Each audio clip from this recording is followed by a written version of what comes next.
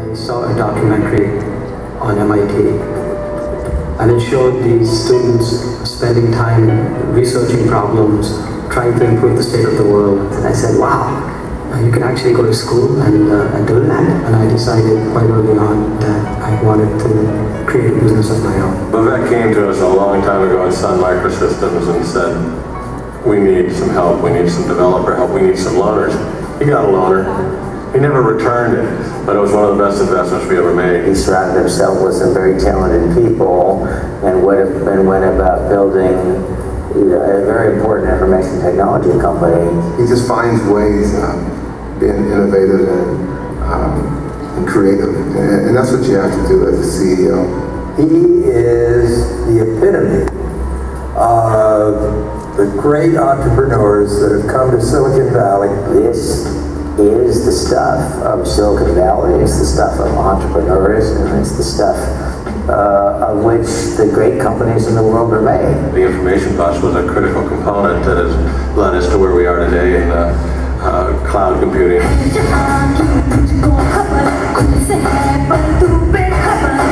I believe that the Vulcan Press is in many ways a metaphor for life, it's a metaphor for business. I bet on Vivek every time, because he finds a way to win. How much does TIBCO CEO Vivek Ranadivé love basketball?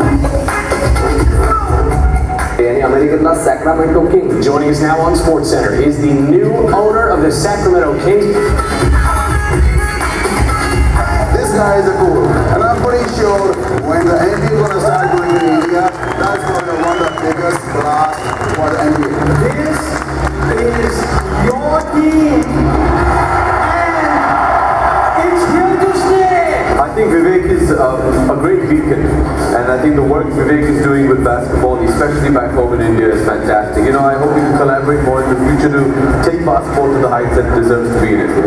Having an NBA owner who was born and moved by India, in fact, Vivek traveled with the President of the United States over to India 2 weeks ago. You know, you have a country with a billion plus people, a very young population, and they're so proud that one of their own owns an NBA franchise. We're definitely going to another level. Vivek is making sure that. अधिवेशनाचे विशेष अतिथी विवेक रणदिवे.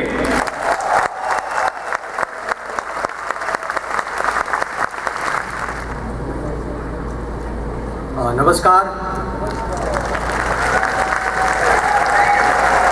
माझं नाव विवेक आहे आणि मी मुंबईकर आहे.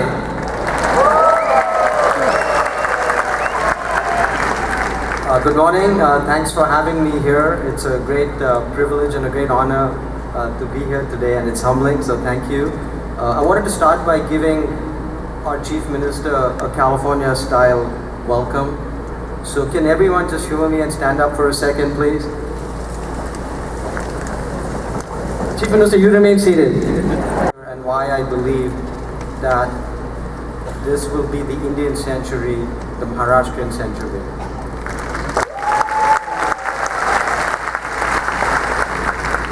When you get older, you think back about your life and you ask yourself, was there one moment in my life that was the defining moment for me that set the trajectory for the rest of my life? For me, my defining moment was when I was a little boy growing up in Bombay. It was the middle of the night, and I had my ear plastered to a little transistor radio, and I heard these magical words: one small step for man, one giant leap for mankind.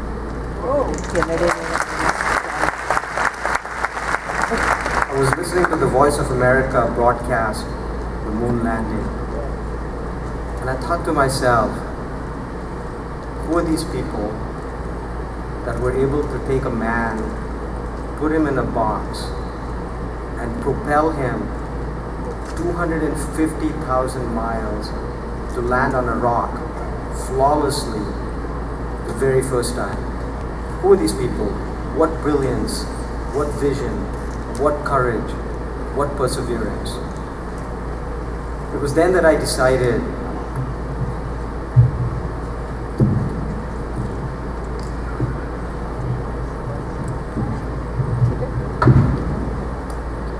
was then that I decided that I wanted to be one of them. It was a pivotal moment in my life, and I decided that I was going to dedicate my own life to the study of science and technology. And it set me on my current journey.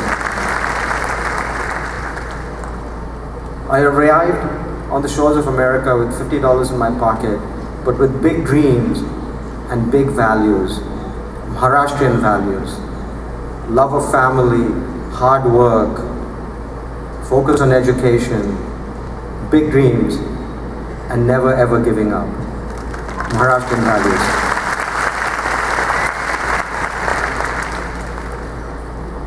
It's been a very exciting journey for me, but I have no doubt that my best days are still ahead of me. Now I know that many of you are wondering, how did a boy who grew up in Bombay, who idolized Wadekar and Gavaskar and the great Tendulkar, how did he fall in love with basketball? For me, it happened about 10 years ago, when as a single father, I was trying to find ways to spend more time with my little girl Anjali, who was 12 years old at the time. I foolishly volunteered to coach her basketball team. Now understand that I had never ever touched a basketball in my life. So I show up at this gym in a place near my house, in an area called Redwood City, and I look around the room, and there's all these ex-Division I, Stanford, Duke, 7-foot tall dads coaching the other teams, and then there was me. I was about to make a complete fool of myself in front of my little girl and her friends. I literally didn't know what a layup was. I knew nothing about the game. So that day I looked down at the girls and I said, girls, today we're going to run. And I made them run up and down the court for an hour. Now Maharashtrians, going back to the days of Shivaji, hate to lose. I hate to lose.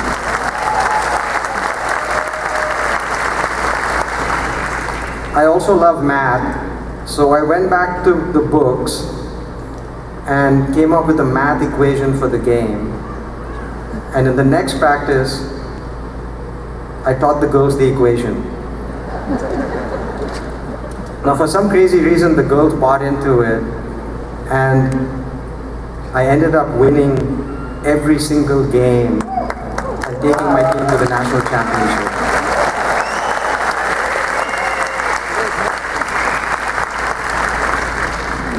Again, Maharashtrian values. Think outside the box, never give up, and when in doubt, hit the books.